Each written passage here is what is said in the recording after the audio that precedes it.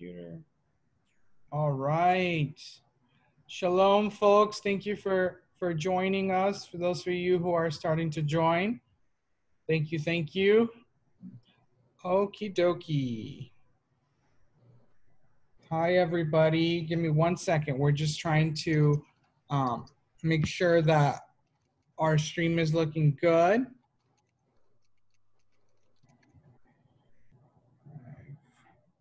Perfect.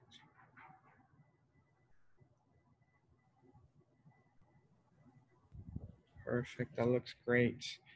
Hello, everybody. I'm hoping you're having a great day. My name is Eddie Chavez Calderon. I am the campaign manager for Uriel Aesthetic. I'm so happy to be here with y'all. We have had a busy week starting off our Monday with a great event and heading our Tuesday on this great day with another powerful event led by two amazing people.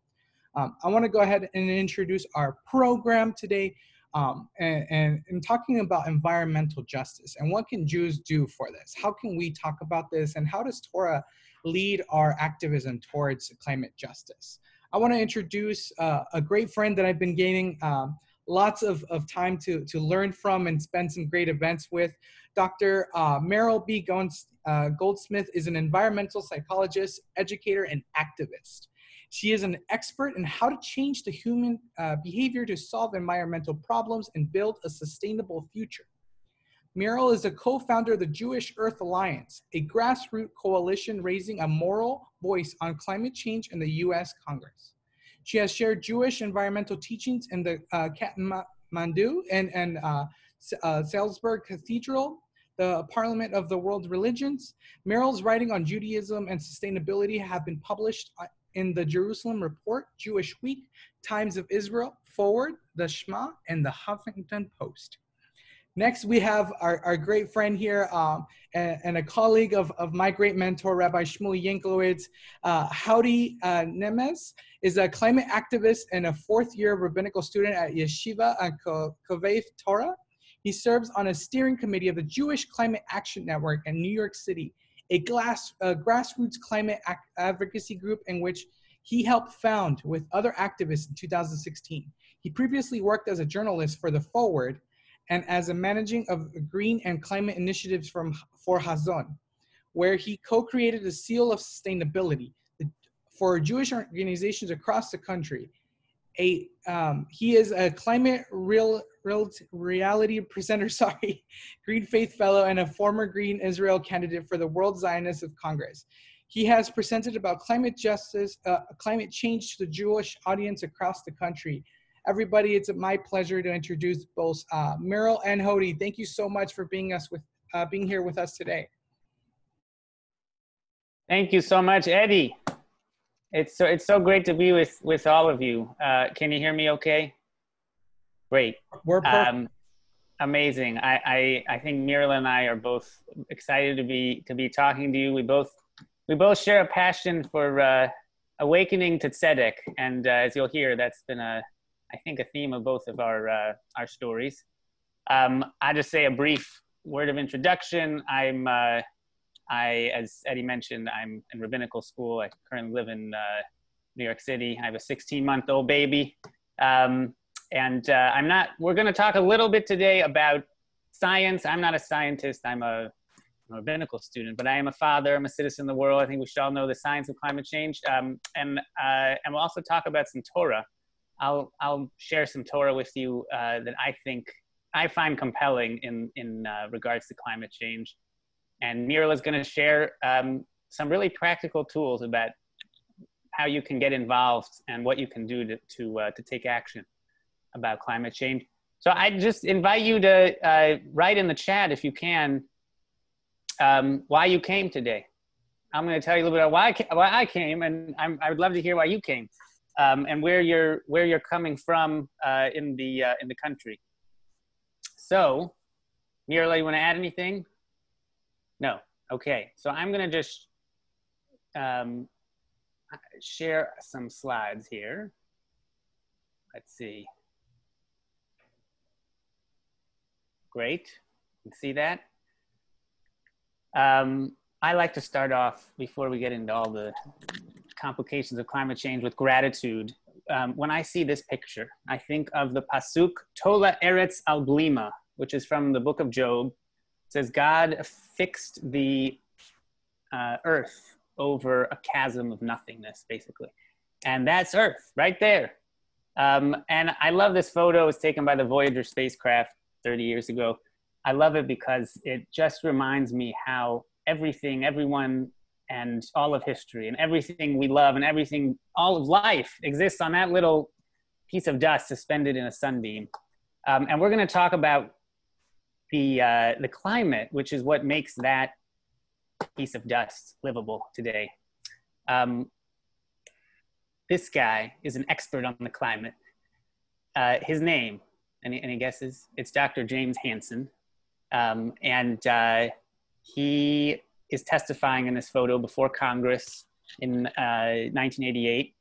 That was about a year before I was born. And that was the first time that climate change entered the public consciousness. And ever since then, it has been, it has been in the public consciousness. So that was 31 years ago. And my whole life, basically, I've been waiting, as we all have, for major action on climate change at the federal government level. And we're still waiting, basically. So I think a lot about that moment and the moment that we're in now.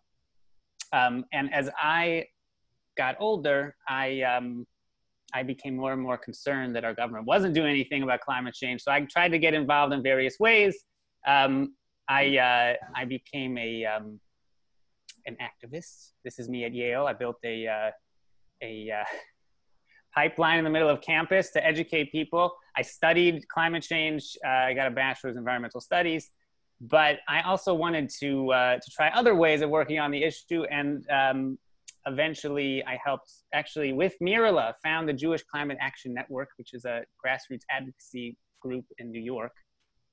And we've done a lot of work lobbying and pushing action at the state level, because we realized that when you can't get things done at the federal level, sometimes the state level is where the action is at.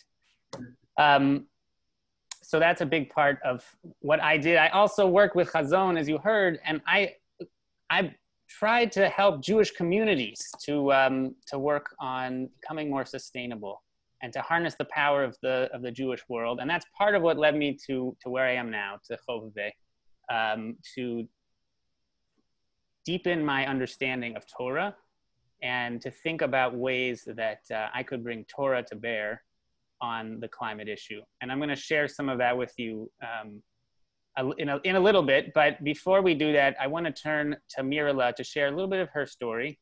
And Mirele, should we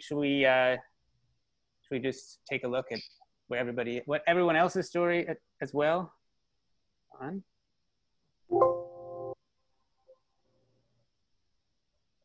You want to ask Eddie to read out some of the... Yeah, Eddie, can you read out what's coming in? Certainly. Yeah, Rav Shmuley says this is the number one issue affecting everything and everybody, and he's reaching us from Scottsdale, Arizona. Laurie D says this is the key issue facing humanity, and she's from Maryland. We have Deanna Winston. I'm looking to learn what one person could do to help slow climate change.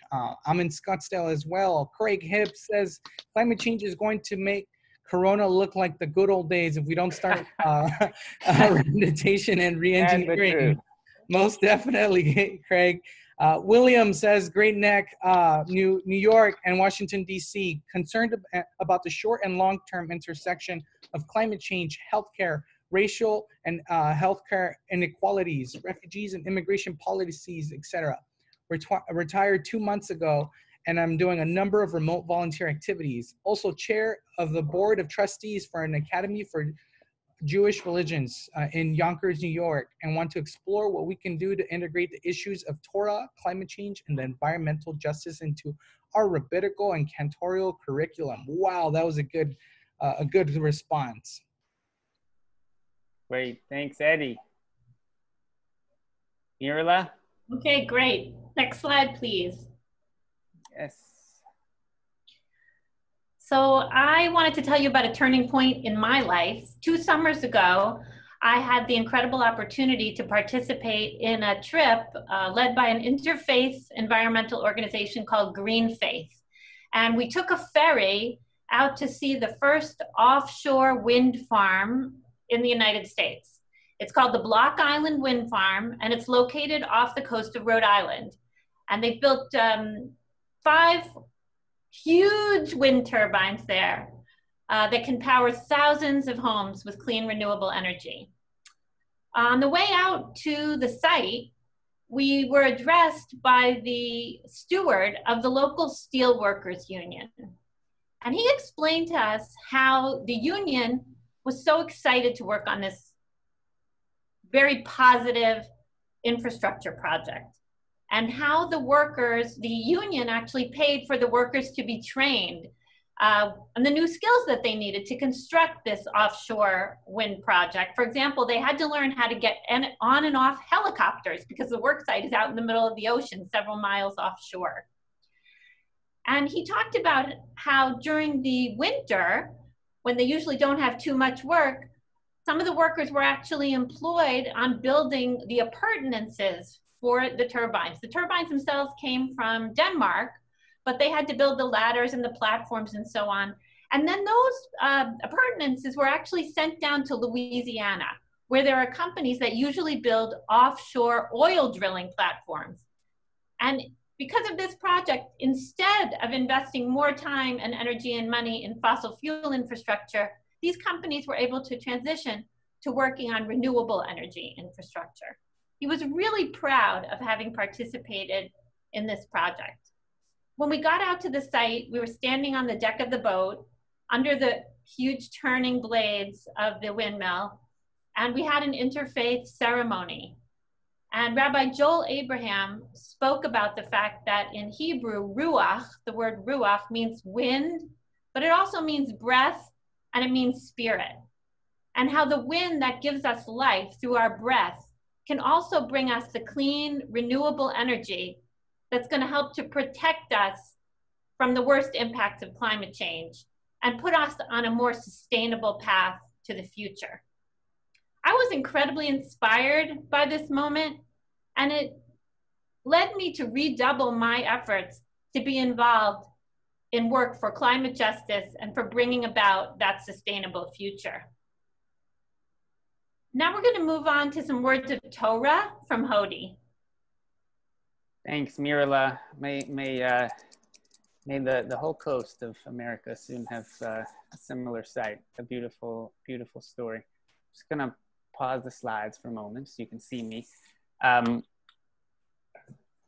So picking up with my story again, you know, as I mentioned, I decided I should go to rabbinical school, and one of the reasons was to deepen my my understanding of the Torah that spoke to this moment. I felt, frankly, that if the Torah and halacha, Jewish law, couldn't respond to climate change, which arguably is the greatest existential threat facing humanity, facing Jews, facing all humans, facing all life really on earth, that it would sort of collapse under its own weight. How could it not have anything to say? How could Jewish law not have anything to say in a deep and sophisticated way? So let's pause, and I invite you again to write into the chat, if you could, when you think of Torah and climate change, what comes to mind? What do you think the Torah has to say? There's no wrong answers. Just would love to hear your impressions. And while you're doing that, I'll just share with you that, you know, I feel like as a Jewish climate advocate, I often encounter 2 different approaches to this question of what does the Torah have to say about climate change? One is, you know, tikkun olam, or a nice verse maybe, and those are real. You know, like what people will talk about Adam and Eden in the garden, and these are very real. But I wanted something deeper. There's another approach that sometimes people say, which is basically, why do I need the Torah to tell me to take care of the climate? Isn't it obvious? It's so obvious. And frankly, we need science to help us and policy. We don't need Torah. And for me, that doesn't ring true either, because I mean, obviously, I think the Torah has things to tell us, but I felt that this is a moral challenge facing us as a species, and it felt impossible to me that that our moral tradition had nothing to say, and that our moral tradition couldn't shed light in a way that maybe science and policy can't.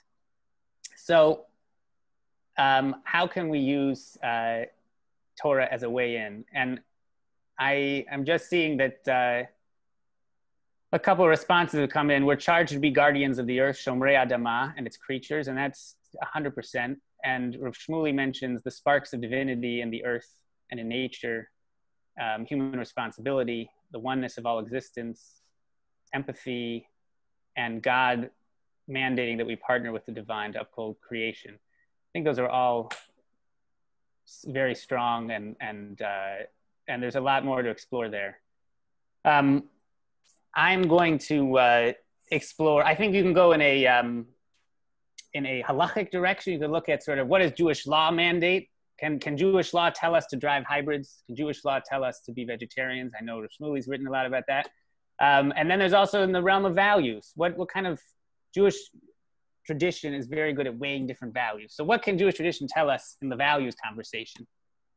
And William sent in a couple more. Ki li kol haaretz is a pasuk that the whole world is God's. And v'nishmartem od et nafshotechem, you should guard your bodies, your souls, meaning you have to protect people's health. Beautiful. Okay, so I'm going to share with you, these are beautiful ideas. I'm going to share with you one idea that I have. And I'm grateful to Rabbi Akiva Wolf, who developed a little bit of this. The Torah didn't address climate change directly, right? Because climate change emerged only in the last couple hundred years, but it did address something else that is very much related, and that's called the tragedy of the commons. Can you just raise your hand if you've heard of that, tragedy of the commons? Yeah, great. So the tragedy of the commons, let's talk about that. It was an idea developed by a guy named Garrett Hardin. And the basic idea is you have sheep, let's say in an English town, and could be anywhere really. You have sheep and you have a common grazing space, and it's in every farmer's best interest, every herder's best interest to increase their flock, to get more sheep, more money, more food. But if everybody does that, suddenly the grass is gone and nobody can have a herd anymore. So what's in your best interest ends up being in the worst interest of the community. And he wrote, "Ruin is the destination towards which all people rush in this system. Freedom in a commons, in a common space, brings ruin to all." So I just want to note that, almost all environmental issues, and even issues beyond the environment, are tragedies of the commons. If you're a commuter in LA and you're driving and you see the smog and a lot of people have asthma, if you stop driving and you take a bus, it could lengthen your commute, let's say, and maybe you don't want to do that. And it won't have a big impact, it's a small amount. But because everybody thinks that way, right, there's a huge smog and pollution problem in LA. And you could say the same thing for wearing a mask with COVID. And climate change is the example number one of tragedy of the commons. So I'm just gonna share my screen again. Here we go.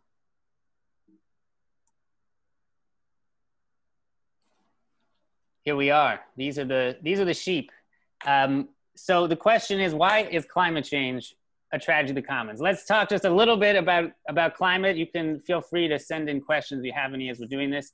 Climate change is about the atmosphere, and the atmosphere is basically a giant common area that we all own or have access to, and we're slowly changing it. Just a brief reminder of how climate change works. The sun shines on the earth heats up and re-emits heat as infrared energy.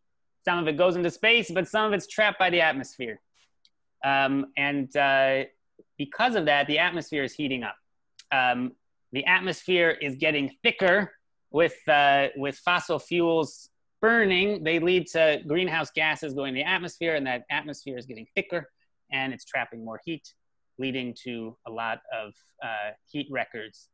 And we're just dumping tons and tons of pollution into that global common space. So, and I just want to emphasize that people often think of climate change as an issue that will affect polar bears or the forests. Climate change, when I think of climate change, I think of something that will affect human beings, and especially the vulnerable.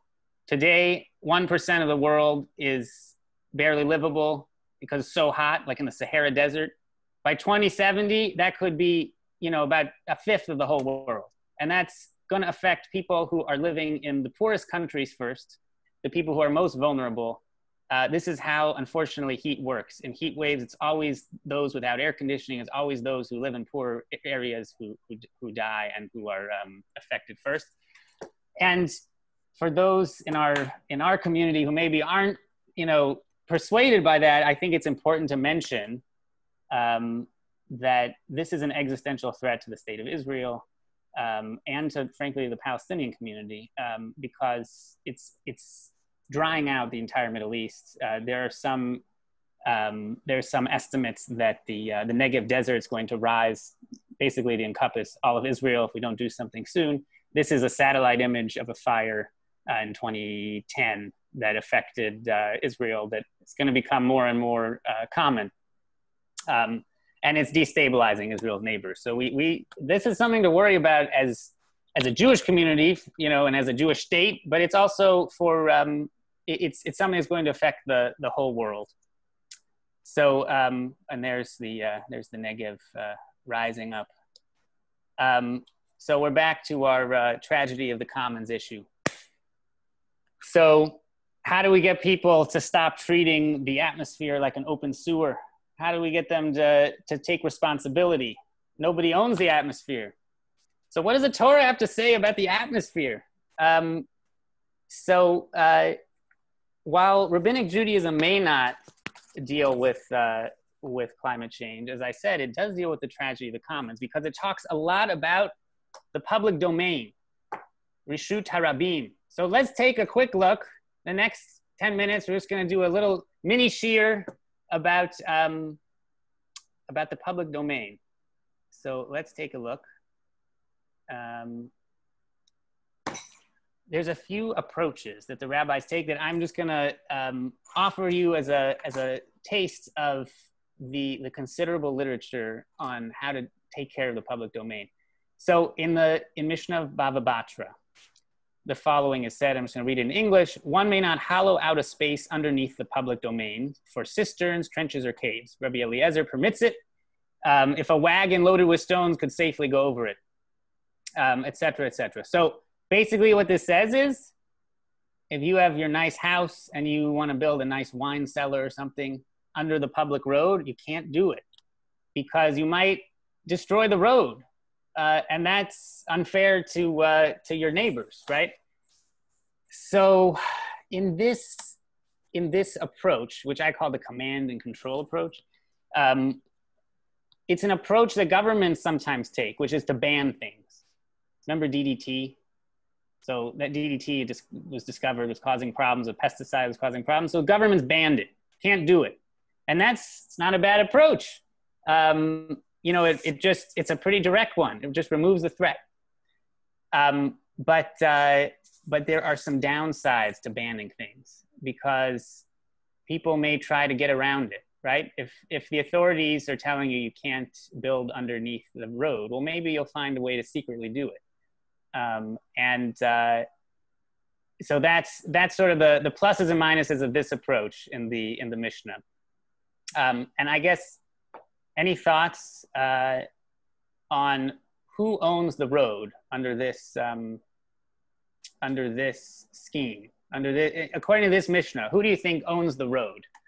And you can write it in the chat. Go for it. Because I'm not actually sure who the Mishnah thinks owns the road. Who owns the commons? Anybody? I think you can argue that that maybe it's owned by the majority, because the majority who's using the road, they want to have a usable road. So maybe the commons in this case is owned by the majority. And I'm going to keep asking that question as we go through the next couple of sources. Who owns the commons? Because that's the big question. The atmosphere, it's out there. We're all sitting in it right now. Who owns it? How do we protect it? So let's go on to a different model. Let's assume the last model, the majority owned it. Now this is another approach to the public domain. Once a certain individual was throwing stones from his property into the public domain, and a pious man found him.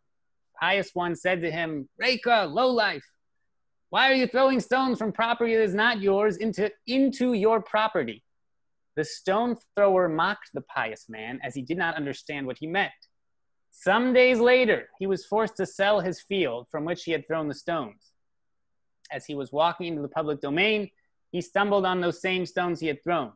He said, "That pious man spoke well." It's a little confusing at first when you read this.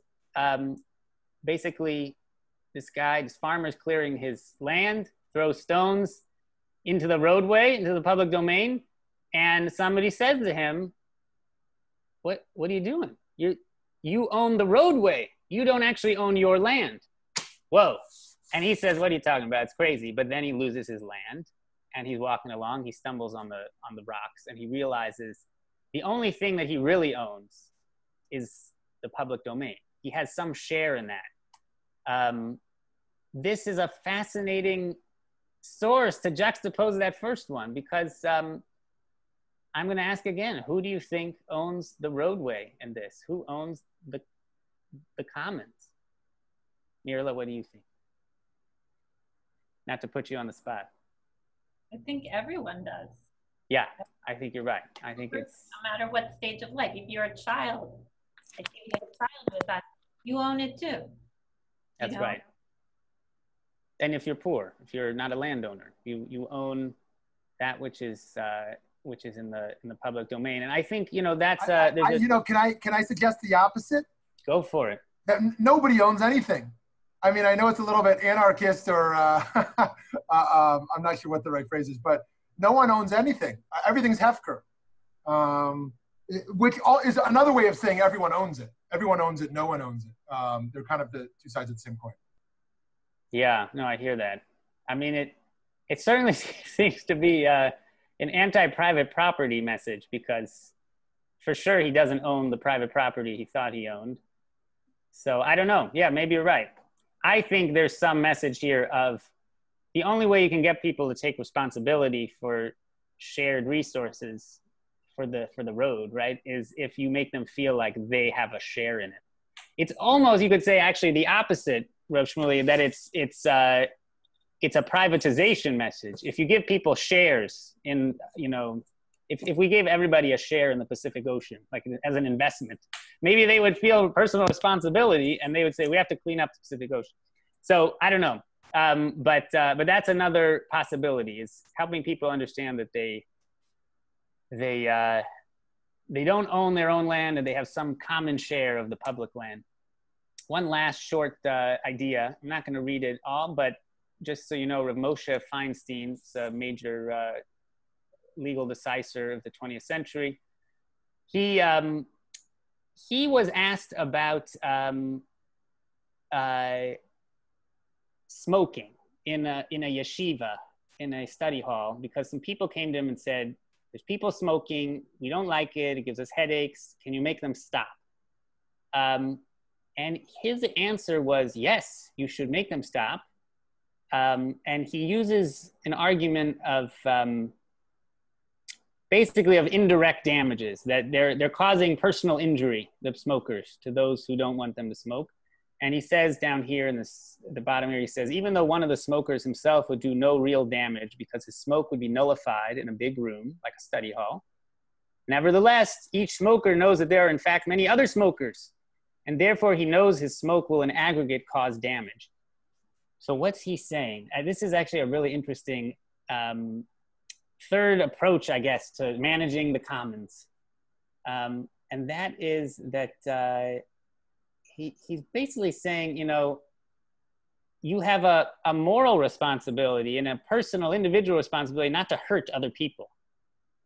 So stop thinking about it as some abstract commons and start thinking about it as people.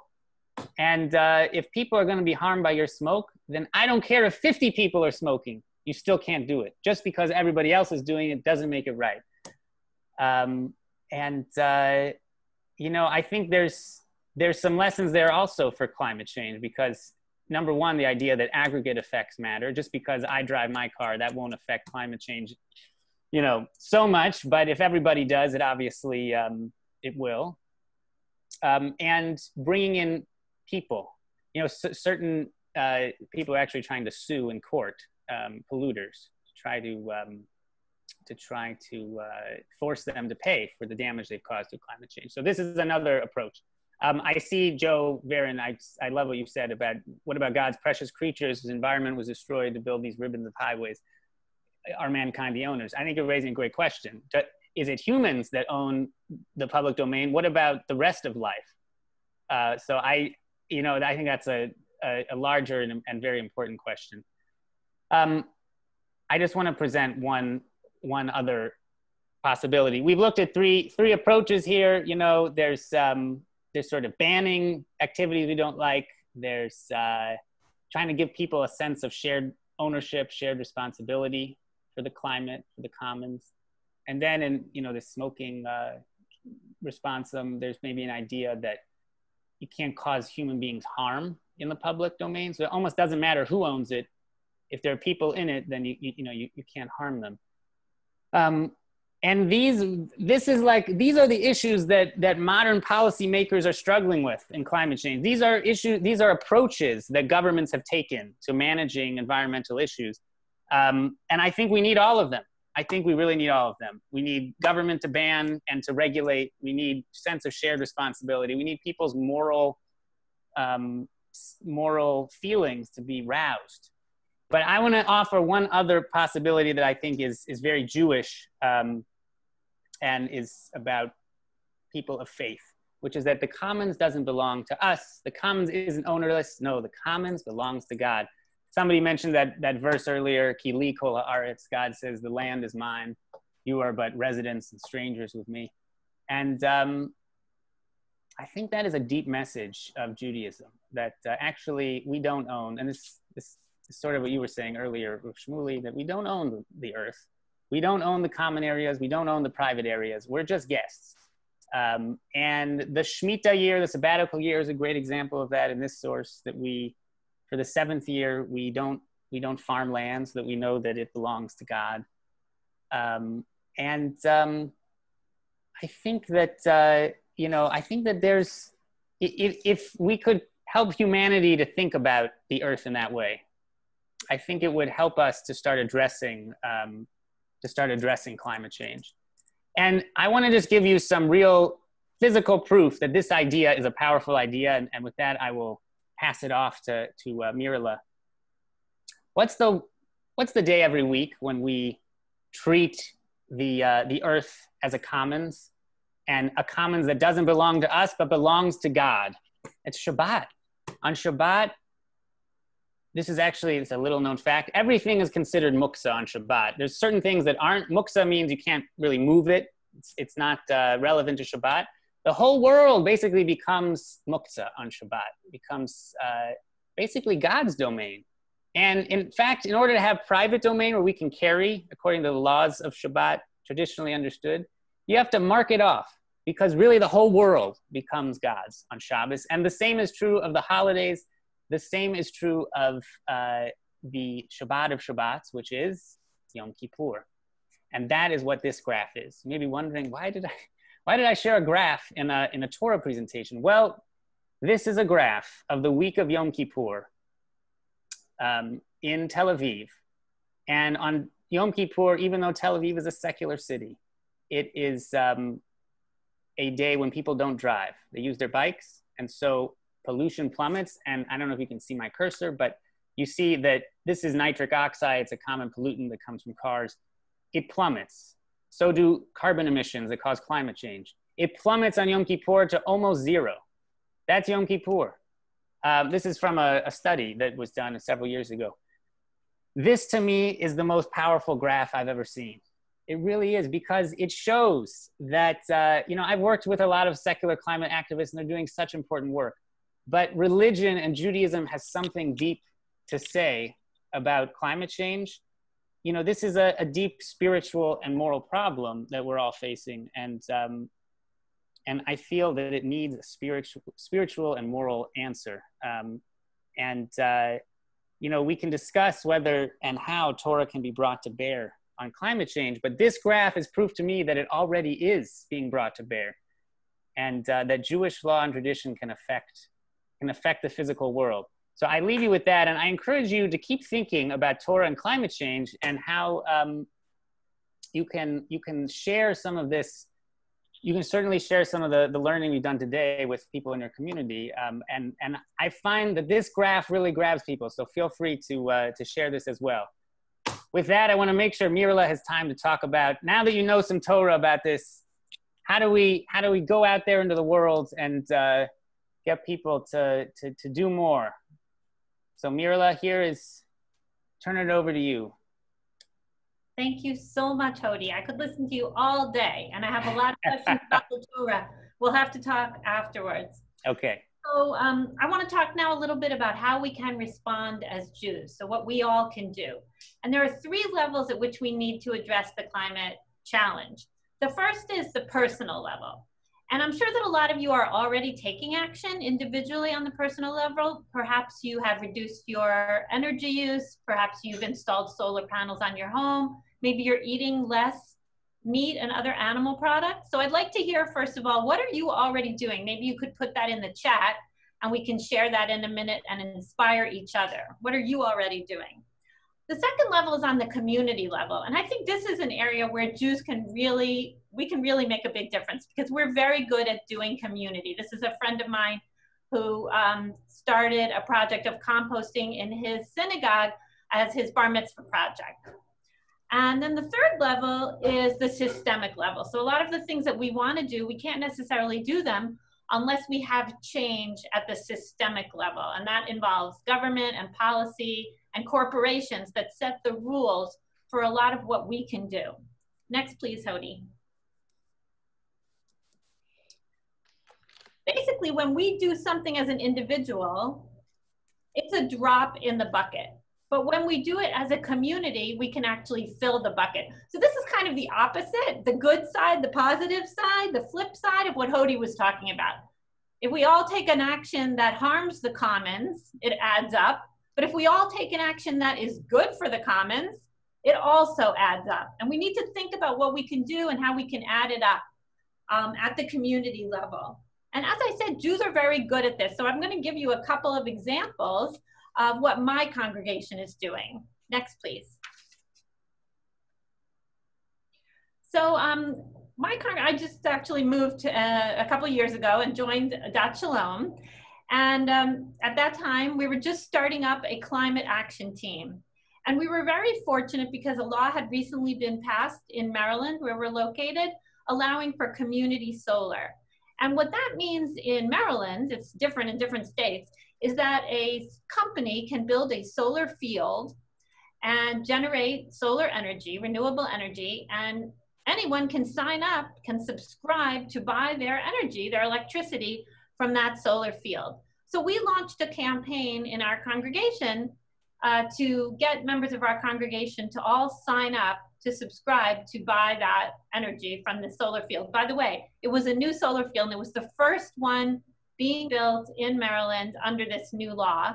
And they needed a certain number of families to sign up in order to get their financing, or it would not be built. Next, please. We were very happy with the results. We were able to get 65 families to sign up to be part of this project. And we went out to see the solar field, which was built on top of a landfill. That's a dump, a trash dump, which is a fantastic land use. And we went out to celebrate at that time. And we wanted everyone in the congregation really to feel proud of what they had done and to feel that they had made a commitment that they could then build on. Next, please. So we realized that we never could have even done this project and supported the solar field if it weren't for the law that had been passed by the state of Maryland. So we decided that in order to get more positive laws passed, we needed to get involved in advocacy. And actually in 2019, our state passed a Clean Energy Jobs Act, which not only set a goal for us to have 50% renewable energy by 2030 and put us on a path to 100% by 2040, which is pretty ambitious, but also set aside funds for job training and for minority-led businesses to get a lot of the business. And this is part of the climate justice agenda, which is if we're going to make a transition to protect ourselves from climate change, we want to make sure that everybody benefits from it, and especially the people who've been hit hard by the effects of the pollution from the fossil fuel energy system of the past. So this is part of an equity agenda as well. Next, please. I'm also pretty excited about our newest campaign that we're doing in our synagogue, which is part of what's called Stop the Money Pipeline. So there's a lot of investment by the big banks that's going into building new fossil fuel infrastructure. And if we build all that infrastructure, such as pipelines to convey natural gas and power plants that burn that natural gas, we're gonna be locked into that fossil fuel use for many decades to come. We need to get out of that completely, leave those fossil fuels in the ground, and instead really transition to renewable energy. And one of the ways we can support that is by taking our business away from those big banks that are putting the money into the fossil fuel infrastructure, and instead we can support banks that don't do that, such as community development banks that invest in communities, or credit unions, which are basically nonprofit banks that work to the benefit of their members. And one of the first steps that everyone can do to do that is to get a credit card with a community development bank or a credit union. Because then when you use that credit card, the float on your money, the fees, any interest you pay, go to something you can believe in rather than harmful practices, supporting the fossil fuel energy system. But also, I may say, those banks are also involved in exploiting poor and vulnerable people. So it's socially responsible in more than one way. So we've launched a campaign now, which we're calling Tiz Kula Mitzvot, which is the traditional kind of response when someone does a mitzvah, saying that we hope that this mitzvah will lead to many more, because using that credit card to do a purchase will have many benefits down the road. I think actually, Shmuley, you wrote an article about Pay It Forward, which inspired me to adopt this name for our campaign. So thank you for that.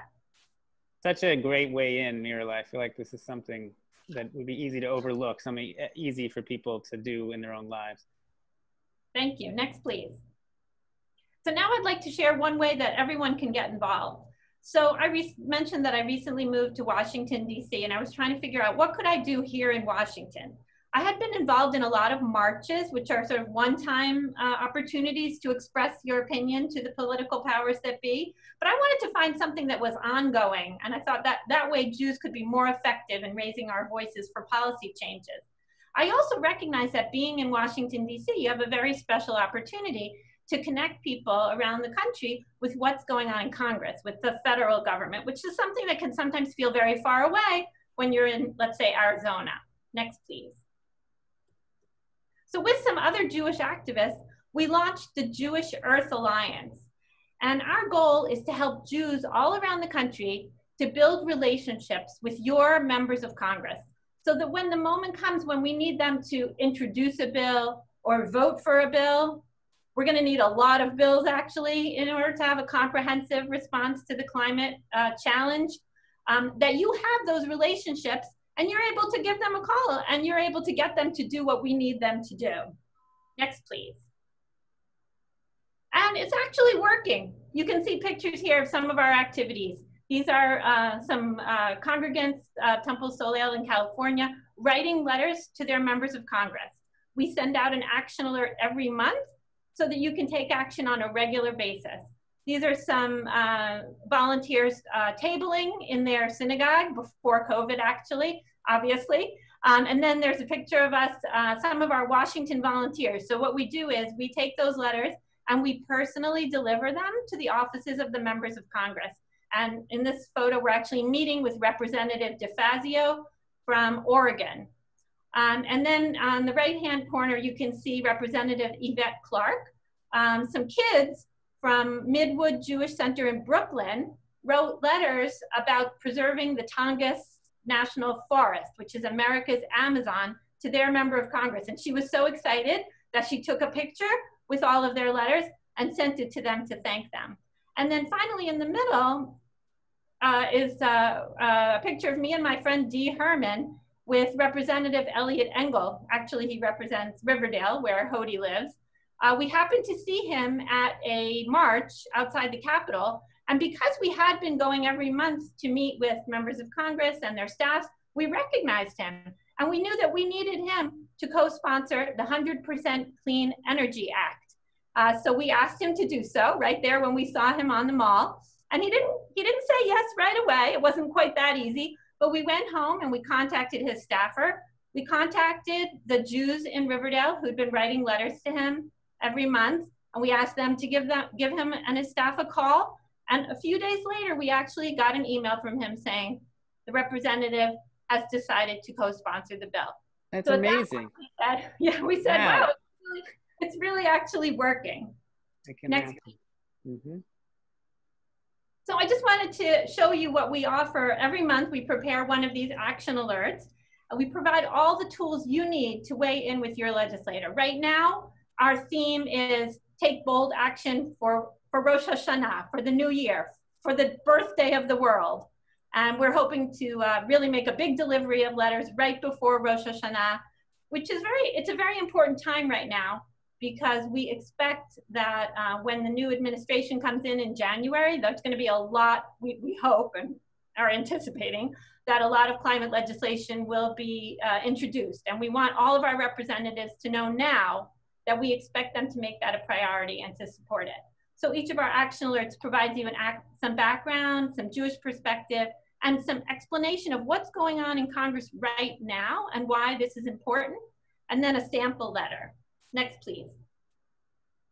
Hody, I'm going to ask you to read this. This is, I took an excerpt from a letter that one of our volunteers wrote to her representative. She's in Bloomington, Indiana. And we encourage everyone to put a few lines in their letter that are personal, because what we've learned is that members of Congress want to hear, how does this issue actually impact their own constituents?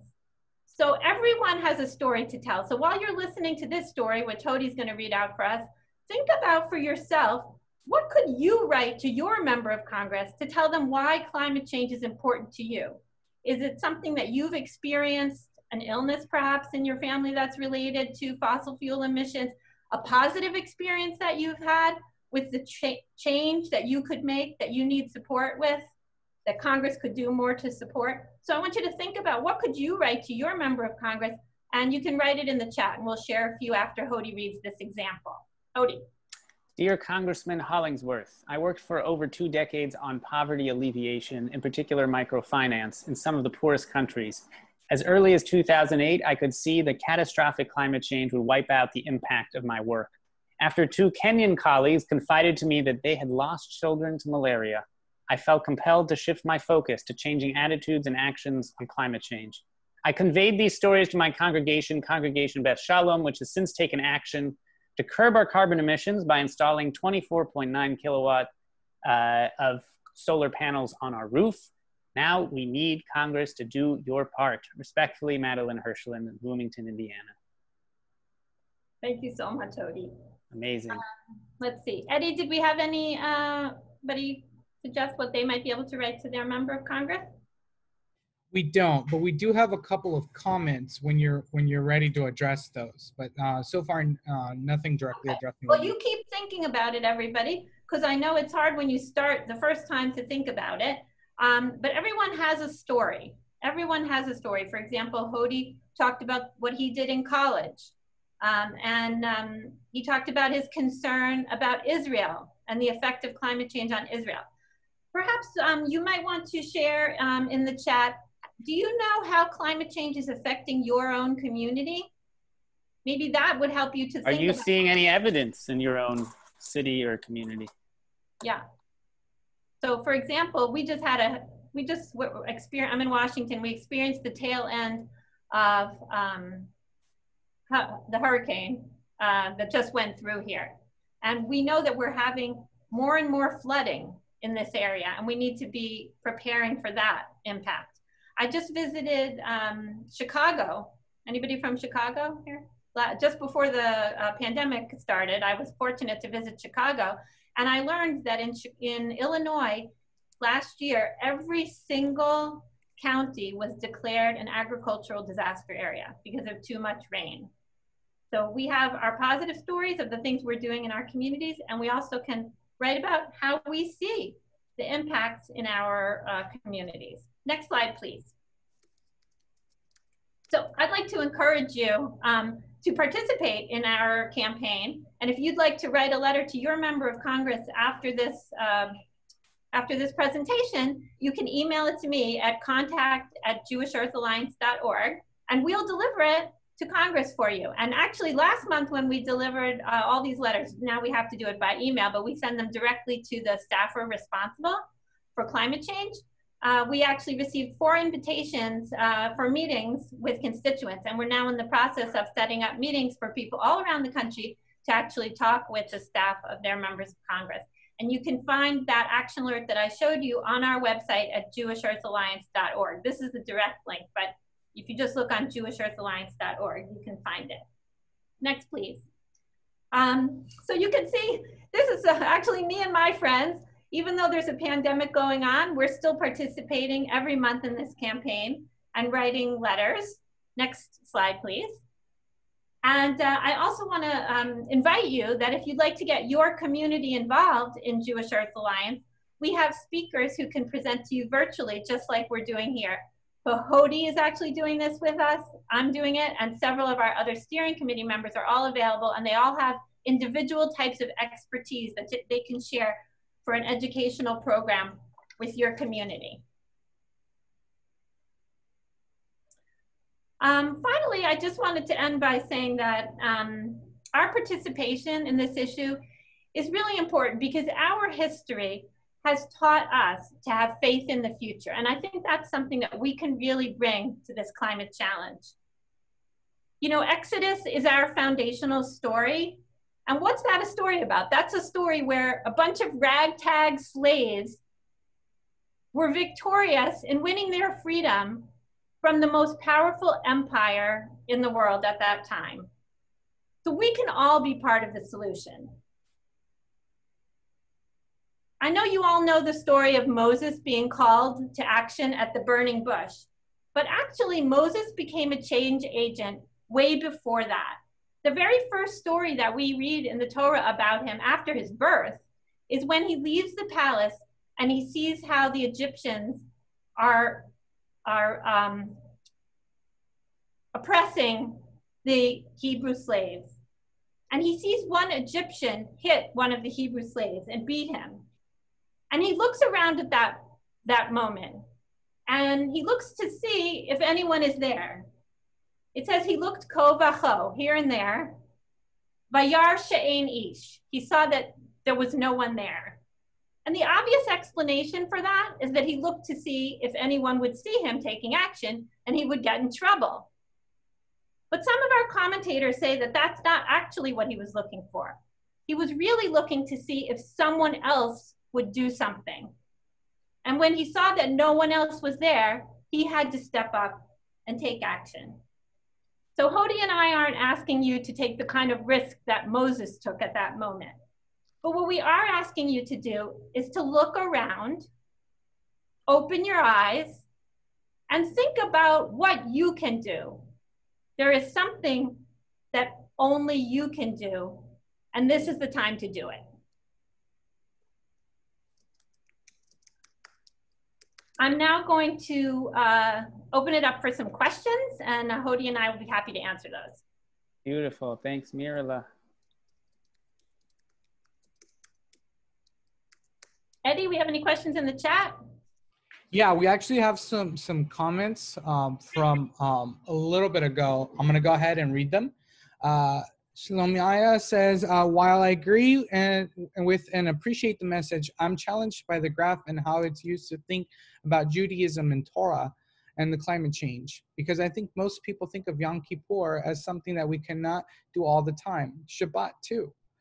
Replicating that every day is not the answer. So how do we get to the answer we need? How do we make it seem within grasp rather than something unattainable, or that we would be trying to replicate Yom Kippur every day?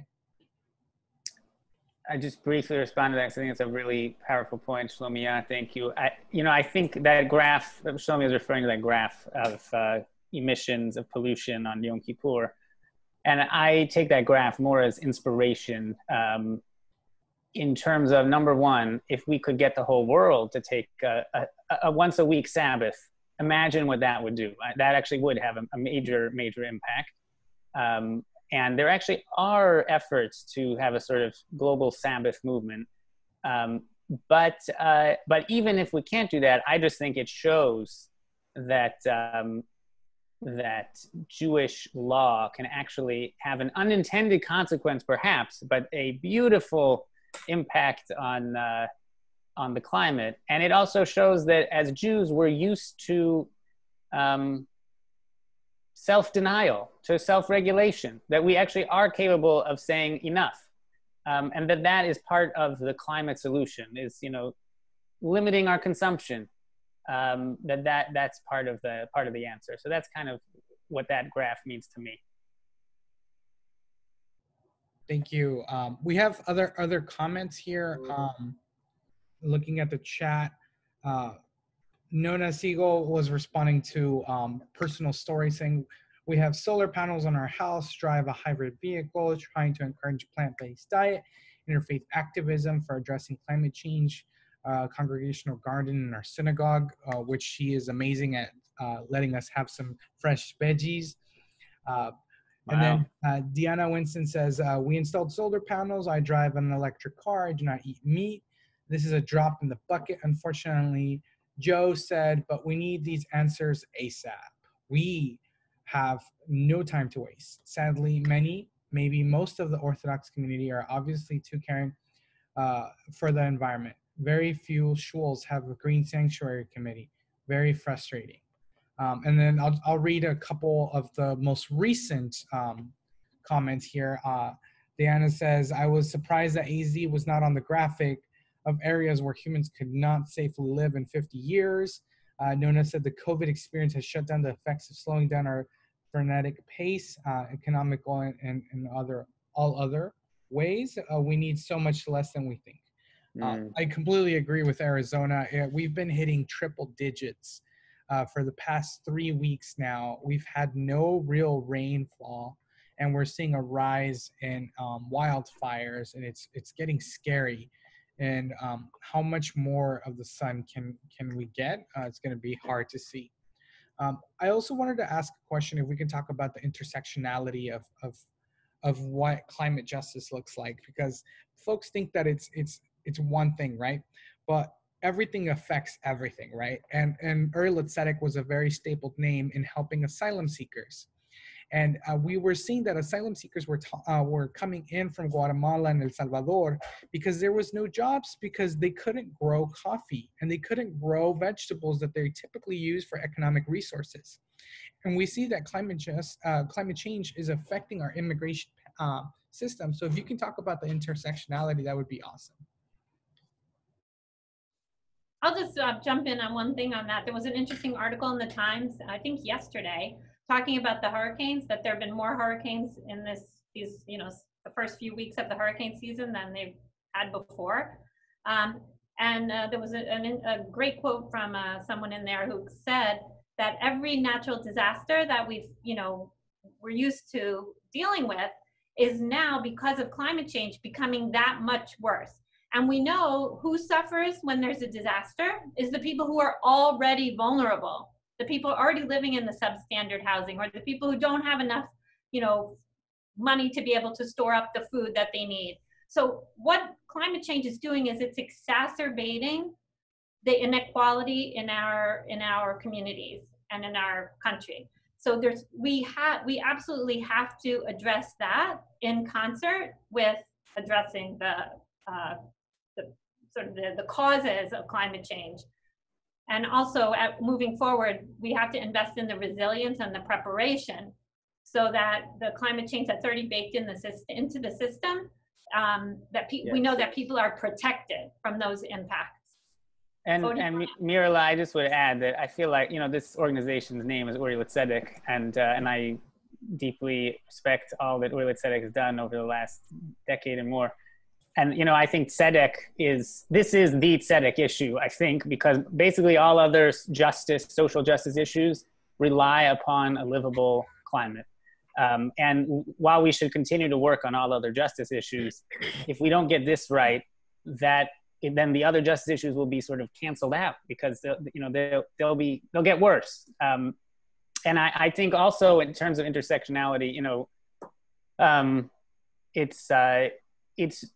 it's no coincidence that, in terms of polluting fossil fuel infrastructure is overwhelmingly found in minority communities, in communities of color, poor communities that don't have the same resources to fight this infrastructure. Asthma rates far, far higher among communities of color.